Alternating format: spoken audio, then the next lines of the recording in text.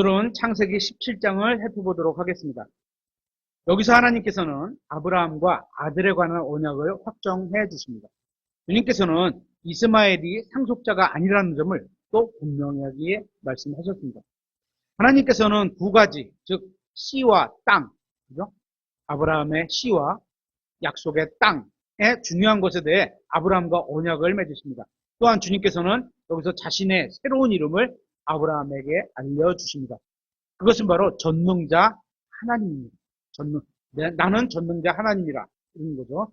하나님의 이름들과 칭호들, 그분을 부르는 호칭들은 그분의 신격, 하나님의 어떤 그분의 갖고 있는 능력, 성품 이런 걸 나타내는 거죠. 권능, 사역 등을 가지고 계신 분임을 나타내는 겁니다. 예를 들어 예수님을 부르는 이름 중에 예수라는 호칭이 있죠. 그죠? 그분의 이름을 예수하라. 이 예수가 가지고 있는 이름이 뭐죠? 여호와는 구원자라는 의미를 담고 있는 거죠. 여호와는 구원자. 그러니까 그분을 예수님이라고 부르는 것은 그분이 구약의 여호와로 나타나셨던 하나님이시며 그분이 구원해 주실 것이다는 의미를 갖고 있는 이름인 겁니다. 그러니까 우리가 예수님 이렇게 부를 때는 구약에 나타나는 하나님이 그분이셨구나. 그분이 나를 구원해 주시는 분이구나. 이거를 알고 믿고 부르는 이름이 예수님 이름인 거죠. 창세기 17장에서는 주님이 자신을 전능자 하나님이라고 부르라는 겁니다.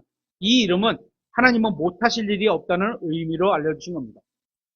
이 같은 호칭에 대해서 공부하고 싶으시다면 성경에 나타난 그리스도의 이름들과 칭호들이 약 320가지 정도가 되는데요. 이 내용을 공부해보고 싶다시면 이 내용을 공부하게 되면 예수님에 대한 정보를 너무 많이 알게 됩니다. 성품이 어떻고 그분의 사역이 어떻고 그분은 어떻게 되고 이런 걸 엄청나게 많이 알게 됩니다. 예수님의 칭호들을 그만큼 많이 안다는 것은 우리가 예수님과 교제를 나눌 때 더욱 가깝게 할 수 있다는 겁니다. 다시 창세기 17장으로 와서 그리고 아브라함에게도 새로운 이름을 주십니다. 이전에는 아브람 이렇게 세 글자였는데 이제는 아브라함 네 글자가 되었습니다. 창세기 17장 1절을 보겠습니다. 아브라함이 99세였을 때 아직까지는 아브람이죠. 아브람 세 글자 였을 때 주께서 아브라함에게 나타나 그에게 이르시되 나는 전능자 하나님이니 너는 내 앞에서 걸으며 완전할지니라. 아브라함이 고향을 떠날 때 75세였고 이스마엘이 태어났을 때는 86세였습니다. 그리고 그 후 14년간 이삭은 태어나지 않았습니다. 그리고 여기서 주님께서는 자신을 전능자 하나님으로 아브라함에게 계시하고 계신 겁니다. 그죠? 없는 것도 있게 만드는, 전능하다는 게 그거잖아요. 능력으로 못할 게 없다 이런 거죠. 없는 것도 있게 만드는 전능한 하나님이시라는 겁니다. 계속해서 창세기 17장 2절에 내가 나와 너 사이에 내 언약을 맺어. 호칭을 보세요. 하나님께서 하나님과 아브라함 사이에 하나님의 언약을 맺겠다. 이런 거예요. 그죠? 풀어서 읽으면 너를 심히 번성하게 하리라 하시매. 17장에는 언약이라는 말이 13번 나옵니다. 이때가 하나님께서 아브라함에게 나타나신 5번째였습니다. 주님께서는 여기서 언약을 확정해 주실 뿐만 아니라 아들에 관한 확실한 약속을 보여주고 계십니다. 로마서 4장 19절에 이렇게 되어 있습니다. 그는 100세쯤 되었을 때 믿음이 약해지지 아니하여 당시 죽어있는 자기 몸을 고려하지 아니하였고 사라의 태가 죽은 것도 고려하지 아니하였으며 말하죠. 아브라함이 100세에 이삭을 낳았고 그때 사라는 90세였습니다. 말 그대로 사라의 태는 죽은 것이나 마찬가지였습니다. 하지만 주님께서는 그 죽은 태에서도 생명을 나오게 하시는 전능자 하나님이신 겁니다. 계속해서 창세기 17장 3절에 아브라함이 얼굴을 땅에 대고 엎드리니라. 또 하나님께서 그와 이야기하시며 이르시되 나에 대하여 말하자면 보라 내 언약이 네게 있으니 너는 많은 민족들의 조상이 될지니라. 주님께서 아브라함을 많은 민족들의 조상이 되게 하시겠다고 약속하셨습니다. 이건 하나님이 약속하신 거니까 아브라함의 어떠함과 상관없이 그냥 다 지키실 거라는 거예요. 무슨 말인지 알죠? 그리고 이삭과 이스마엘을 통해 수많은 사람들이 나왔습니다. 이 두 민족의 수는 문자적으로 수억이 넘을 겁니다. 게다가 모든 그리스도인들이 아브라함의 영적인 자녀들이니까 영적인 자녀들까지 더한다면 그 수는 더 많아지게 될 겁니다. 그죠? 로마서 4장 16절에 이렇게 되어 있죠. 그러므로 그것이 은혜로 되게 하려고 믿음에서 나나니 이것은 그 약속이 모든 씨에게, 즉 율법에 속한 그 씨뿐만 아니라 아브라함의 믿음에 속한 그 씨에게도 확고해지게 하려 함이라. 아브라함은 하나님 앞에서 우리 모두의 조상이니라. 그리스도인들과 이스라엘 민족과 아람 민족은 모두 아브라함의 자손들입니다. 창세기 17장 5절에 내 이름이 다시는 아브람이라 불리지 아니할 것이요 내 이름이 아브라함이 되리니 이는 내가 너를 많은 민족들의 조상이로 삼았기 때문이라. 이름은 어떤 의미를 갖고 있다고 했죠. 그죠? 아브람, 이 세 글자는 위대한 아버지라는 의미고, 아브라함은 많은 사람들의 아버지라는 의미입니다. 계속해서 창세기 17장 6절에 내가 너를 심히 다산하게 하며 내가 너로부터 민족들을 만들고 너에게서 왕들이 나오게 하리라. 내가 내 언약을 나와 너와 내 뒤를 이을 내 씨 사이에 그들의 대대로 세워 영존하는 언약으로 삼고 너와 내 뒤를 이을 내 씨에게 하나님이 되리라. 하나님께서는 아브라함과 영원한 언약을 맺으셨습니다. 우리가 예수님을 믿을 때 영원한 생명을 받은 것처럼 아브라함이 그의 씨에 관한 받은 약속도 영원한 것이었습니다. 그러니까 이 지구가, 첫 번째 지구가 이제 베드로 후서에 보면 불타 없어지잖아요. 그럼에도 불구하고 이 약속은 영원히 가는 거예요. 그죠? 지금은 유대인들이 버림받은 상태에 있지만 영원히 버림받은 것은 아닙니다. 언젠가 하나님께서는 아직 이루지 않으신 자신의 약속을 이루실 것입니다.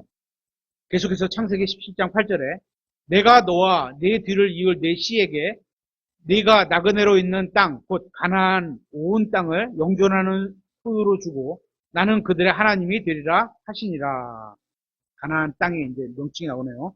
이것은 하나님이 하신 약속입니다. 하나님은 신실한 분이기 때문에 자신이 하신 약속을 지키실 겁니다. 하나님께서는 아브라함을 통해 이스라엘 백성과 영원한 언약을 세우셨습니다. 따라서 이 언약은 깨지거나 일부만 이루어질 수는 없는 겁니다. 하나님이 약속하신 거는 다 이루어져야 되는 거예요. 10가지를 약속하셨으면 10가지가 다 이루어지는 거예요. 그죠? 대신 이제 시기가 있을 뿐이겠죠. 하나님이 생각하고 계획하시는 때가 있는 것 뿐이죠. 이 말씀 이후로 이스라엘은 역사적으로 3번에 걸쳐 가나안 땅에 들어가게 되는 것을 보게 됩니다. 첫째로는 이집트를 탈출한 이후에 가나안 땅에 들어가고, 둘째는 바벨론 포로에서 돌아왔을 때 그때 돌아가게 되고, 그리고 마지막 세 번째는 천년왕국 때 돌아가게 되는 겁니다. 예수님이 재림하시고 나면 다시 그때 다 돌아가서 어떤 천년왕국의 수도국가, 그죠? 전체 왕국의 수도국가, 머리국가가 돼서 통치를 같이 하게 된 거죠. 창세기 17장 9절에 또 하나님께서 아브라함에게 이르시되 그러므로 너는 내 언약을 지킬지니 곧 너와 네 뒤를 이을 네 씨가 그들의 대대로 지킬 것이니라. 너희 가운데 모든 사내 아이는 할례를 받을지니 이것은 나와 너희와 내 뒤를 이을 내 씨 사이의 언약 곧 너희가 지킬 내 언약입니다. 너희는 너희 포피살을 베어내라. 그것이 나와 너희 사이에 있는 언약의 증표가 되리라. 할례는 언약의 증표입니다. 언약을 했다는 거에 대한 그냥 표식이에요. 그죠? 이스라엘 백성이 할례를 행했기 때문에 언약에 들어가는 것이 아니라 언약을 맺었기 때문에 할례를 행하는 겁니다. 순서에 되게 중요한 거예요. 이게 뒤집어지면 큰일 납니다. 언약의 참여함과 할례의 관계는 그리스도인의 선행 관계와도 같습니다. 우리가 어떻게? 예수 그리스도를 믿어서 구원을 받았기 때문에 선한 일을 하는 거죠. 그죠? 선한 일을 했기 때문에 구원받는 게 아니죠. 그죠? 똑같아요, 이것도. 믿어서 구원받았기 때문에 선한 일을 행하게 예정되어 있는 거예요. 그죠? 순서가. 이 언약, 할례도 마찬가지죠. 언약에 들어갔기 때문에 할례를 받은 거예요. 먼저 언약이 주어지고 그에 내가 하겠습니다. 그래서 할례를 하는 거죠. 그죠? 그러니까 이미 언약 안으로 들어온 사람이 할례를 받는 겁니다. 이미 구원받은 사람이 구원의 열매로 선행을 하는 것과 마찬가지인 겁니다. 창세기 17장 12절에 너희 대대로 모든 사내 아이는 집에서 태어난 자든지 또는 내 시에게서 난 자가 아니라 타국인에게서 돈으로 산 자든지 태어난 지 여드레가 되면 너희 가운데서 할례를 받을지니라. 모든 율법은 예수 그리스도에 관한 증언입니다. 그죠? 요한복음에 그렇게 되어 있죠. 모세의 글, 또 구약 성경은 다 나에 대해서 증언한다. 이렇게 되어 있으니까. 할례에 관한 율법도 예수님을 증언하기 위해 주어진 것입니다. 예수님은 아브라함과 다윗의 자손으로 세상에 오셨고 8일 만에 할례를 받으셨습니다. 그러니까 율법 하에 오셨다. 성경은 이렇게 말하고 있죠. 성경은 이러한 의미에서 예수님을 율법 아래에 있게 하셨다고 증언하고 있습니다. 갈라디아서 4장 4절하고 골로새서 2장 17절에 그렇게 말했죠. 창세기 17장 13절에 내 집에서 태어난 자와 내 돈으로 산 자는 반드시 할례를 받아야 하리니 그러면 내 언약이 내 육체에 있어 영존하는 언약이 되리라. 순서 계속 언약이 있고 할례를 받는 거예요. 그죠? 성경은 계속해서 영존하는 언약을 강조하고 있습니다.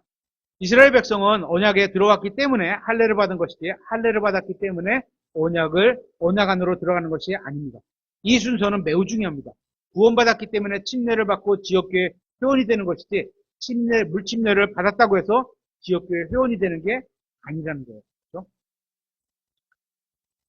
계속해서 창세기 17장 14절에 호피 살을 베어내지 아니하여 할례를 받지 않은 사내 아이 곧 그 호는 자기 백성에게서 끊어지리니 그는 내 언약을 범하였느니라 하시니라. 주님께서는 이스라엘 민족과 언약을 맺으셨지 이스라엘 사람 개개인과 맺으신 것이 아닙니다. 이것은 매우 중요합니다. 이스라엘 민족 통째를 가지고 하나님이 언약을 맺으신 거예요. 그렇죠? 그래서 이스라엘은 민족적으로 운명이 정해져 있는 겁니다. 민족적으로. 하지만 이스라엘 사람 각 개인의 운명은 정해져 있지 않습니다. 그거 하나님 믿지 않으면요 지옥 가는 거예요. 똑같아요. 구약에도. 개인이 주님의 말씀에 순종하지 않으면 그는 복에 참여할 수가 없습니다. 하지만 개인이 떨어져 나갔다고 해서 믿지 않고 지옥 갔다고 해서 예를 들어서 이스라엘 민족과 맺으신 언약이 손상되는 거냐? 그건 아니라는 거예요. 하나님은 이스라엘 민족 통째를 가지고 언약을 그 안에 개인이 자기가 언약 안으로 들어오겠다 그러면 들어가는 거고 같이 그 언약을 통째로 혜택을 받아서 가는 거고 아니다 그러면 그냥 언약 밖에 있으면 바깥으로 나가는 거예요. 주님께서는 이스라엘 민족을 위해서 아브라함과 언약을 맺으셨기 때문입니다. 개인이 믿지 않으면 떨어져 나가지만 하나님의 언약은 그대로 건재합니다. 계속해서 창세기 17장 15절에 또 하나님께서 아브라함에게 이르시되 내 아내 사라에 관한 한 너는 그녀의 이름을 사라라 하지 말라. 사라가 그녀의 이름이 되리라. 내가 그녀에게 복을 주어 그녀를 통해서도 내게 한 아들을 주리라. 이제 사라를 통해서 아들을 주겠다고 약속하신 거죠. 참으로 내가 그녀에게 복을 주리니 그녀가 민족들의 어머니가 될 것이며 민족들의 어머니가 되는 거죠. 백성의 왕들이 그녀에게서 나리라 하시니라. 여기서 사라도 새로운 이름을 받게 됩니다. 사레라는 이름은 나의 공주라는 의미고 사라는 그냥 공주라는 의미입니다. 아브라함이 민족들의 아버지가 된 것처럼 사라도 민족들의 어머니가 되었습니다.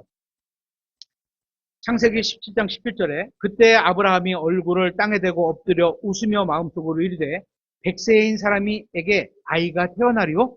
90세인 사라가 아이를 낳으리요? 하고 낳을 수 없다고 생각하는 거죠. 아브라함은 늙은 자신과 태가 죽은 아내를 통해서 아이가 태어나는 것은 불가능하다고 생각했습니다.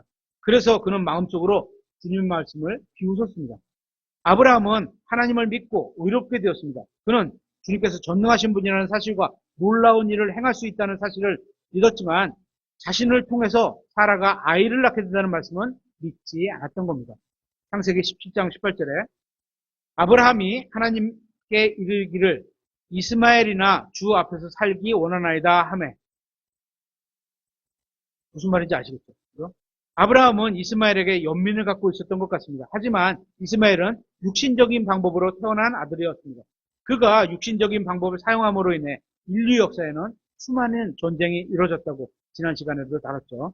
계속해서 창세기 17장 19절에 하나님께서 이르시되 참으로 네 아내 사라가 네게 아들을 낳으리니 너는 그의 이름을 이삭이라 하라.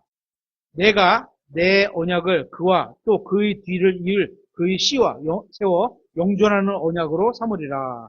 하나님께서는 이스마엘을 아브라함의 씨로 받아주지 않으셨습니다. 이처럼 우리도 육신적인 방법으로 주님을 섬기려 하면 실패할 뿐인 겁니다. 육신적인 방법으로는 주님을 섬길 수가 없습니다. 받아주시지도 않는 거예요. 그죠? 갈라디아서 6장 8절에 이렇게 되어 있습니다. 자기 육신에 뿌리는 자는 육신으로부터 썩을 것을 거두겠지만 성령에게 뿌리는 자는 성령으로부터 영존하는 생명을 거두리라. 우리는 오직 영과 진리로 주님께 예배를 드리고 숭배합니다. 요한복음 4장 24절에 하나님은 영이시니 그분께 경배하는 자들이 반드시 영과 진리로 그분께 경배할지니라 하시니라. 하나님은 영이시니 아브라함에게 여러 아내가 있었다고 해서 하나님께서 다 인정해 주신 것은 아니었습니다. 오직 약속의 말씀에 의해서 태어난 아들만 합법적인 아들이 되는 겁니다. 그죠? 아무 아내가 여럿이 있다고 해서 막 다 태어난다고 다 합법적인 아들이냐? 하나님이 인정하시는 건 아니라는 거죠. 어떻게? 약속의 말씀에 의해서 태어난 자. 그죠? 창세기 17장 20절에 이스마엘에 관하여는 내가 네 말을 들었나니 보라 내가 그에게 복을 주고 그를 다산하게 하며 심히 번성하게 하리라. 그가 12 통치자를 낳으리니 내가 그를 큰 민족으로 만들리라. 그러나 내 언약은 내가 내년에 이 정해진 때 사라가 네게 낳을 이삭과 세우리라 하시니라. 하나님께서는 아브라함의 중보 기도에 응답해 주셨습니다. 그리고 주님께서는 이스마엘에게도 복을 주셔서 큰 민족이 되게 하셨습니다. 하지만 그렇다고 해서 주님께서 아브라함과 맺으신 언약이 바뀌는 것은 아니었습니다. 그에게 주신 복은 그의 거고 또 약속의 자손인 이삭에게 주는 약속은 약속의 자손에게 주는 약속이에요. 그죠? 별개예요. 이 구절을 잘 보시면 주님께서는 아직도 존재하지도 않은 이삭을 이미 존재한 것처럼 말씀하고 계시는 것을 보게 됩니다. 왜냐하면 주님께서는 늘 능히 돌들로도 아브라함의 자손이 되게 하실 수 있는 분이라고 마태복음 3장 9절, 누가복음 3장 8절에 말씀하고 있습니다. 또한 그분은 반드시 약속을 이루시는 분이기 때문에 그렇게 말씀하시고 이루실 거라는 거죠. 그렇죠? 창세기 17장 22절 하나님께서 그와 이야기를 마치시고 아브라함을 떠나 올라가시니라. 주님께서는 자신의 약속을 지키실 의지가 확고하셨습니다. 주님께서는 자신의 말씀하신 대로 이루시겠다고 마음을 확실하게 정하셨던 겁니다. 이제 더 이상 이 문제로 아브라함과 논쟁하실 이유가 없었습니다. 그죠? 아브라함이 왜 안 태어났습니까? 이건 안 된다는 거예요. 대신 아브라함은 어떻게 했어요? 지금 21절을 보면 그러나 내 언약은 내가 내년에 이 정해진 때 이렇게 말씀하고 있잖아요. 그죠? 사라가 네게 낳을 이삭과 세우리라 이렇게 돼 있잖아요. 아들이 태어날 건데 내년에 그럼 어떻게 돼요? 이 말씀을 믿고 믿음으로 행동해야죠. 자기 아내하고 같이 가서 자야죠. 그죠? 믿음의 행동이 없으면요 열매가 없는 거예요. 그죠? 믿음에 하나님이 말씀하신 건 거기에 합당한 행동이 따라서 그게 약간씩 뭐 사람마다 다를 수는 있지만 어쨌거나 말씀을 믿음의 행동이 따라가야 된다는 거죠. 그죠? 그래서 우리가 믿음으로 하는 건 하나님의 말씀이 나에게 주시면 그게 나에게 주신 말씀으로 아, 내 역할이 뭔가가 있나 보다. 이걸 하시면 되는 거예요. 이게 사람마다 조금씩은 다를 수 있어요. 때로는 우리도 기도를 멈추고 주님의 약속을 믿고 믿는 말씀에 합당한 행동을 해야 할 때가 있습니다. 그죠? 주님께서 이미 확실하게 하신 말씀을 관해서는 기도를 통해 주님의 뜻을 바꾸려고 해서는 안 됩니다. 이제 그만 살아. 그런데 더 살게 해주세요. 이거 합당한 기도가 아니라는 거예요. 그죠? 주님이 응답하신다고 하더라도 결코 이게 유익으로 나오지는 않는 거예요. 주님의 뜻을 바꾸려고 하는 것은 믿음이 아닙니다. 주님의 뜻에 순종하는 것이 믿음입니다. 주님께서는 이스마엘이 아닌 이삭과 언약을 맺기로 결정하셨습니다. 주님께서는 아브라함에게 자신의 의견을 확실히 알리시고 하늘로 올라가셨습니다. 아브라함은 이제 이 문제를 가지고 더 이상 주님과 논쟁을 해서는 안 되는 겁니다. 계속해서 창세기 17장 23절에 아브라함이 하나님께서 자기에게 말씀하신 대로 바로 그날 자기 아들 이스마엘과 자기 집에서 태어난 모든 자와 자기 돈으로 산 모든 자, 곧 아브라함의 집 사람들 가운데 모든 남자를 데려다가 그들의 포피살을 베어냈는데 아브라함은 99세 때 자기 포피살의 할례를 받았고 그의 아들 이스마엘은 13세에 자기 포피살의 할례를 받았더라. 바로 그날에 아브라함과 그의 아들 이스마엘이 할례를 받았고 그의 집의 모든 남자들 곧 집에서 태어난 자들과 타국인에게서 돈으로 산 자들이 그와 함께 할례를 받았더라. 앞에서 말씀드린 것처럼 할례는 언약의 증거입니다. 하나님께서 약속해 주신 언약에 따른 내가 그걸 믿는다는 행동으로 결과로 나오는 거죠. 주님께서는 이삭과 언약을 맺으실 것입니다. 그렇다고 약속의 자녀도 아닌 이스마엘은 왜 할례를 받게 하셨을까요? 그에게도 하나님께서 약속을 하셨기 때문에 이 약속의 언약의 증표로 받아야 되는 거죠. 그도 큰 민족이 되려는 언약을 받았기 때문입니다. 하지만 그는 메시아가 나올 민족이 되려는 언약을 받은 것은 아니었습니다. 누구요? 이삭만 받은 거예요. 약속의 자녀인 이삭을 통해서 그 언약을 받은 거지. 뭐 이스마엘의 할례를 받았다고 그게 거기까지 이렇게 뭐 약속이 더 퍼지냐? 그건 아니라는 거죠. 이 약속은 오직 이삭에게만 주어진 것이기 때문입니다. 물론 이스마엘에게 주어진 언약은 주님께서 이삭에게 주시겠다고 하신 그 언약이 아닌 겁니다. 그는 그에게, 이는 이에게 이렇게 약속을 하신 거예요. 그거를 각자에게 이루실 겁니다. 오늘은 이렇게 해서 창세기 17장을 마치도록 하겠습니다.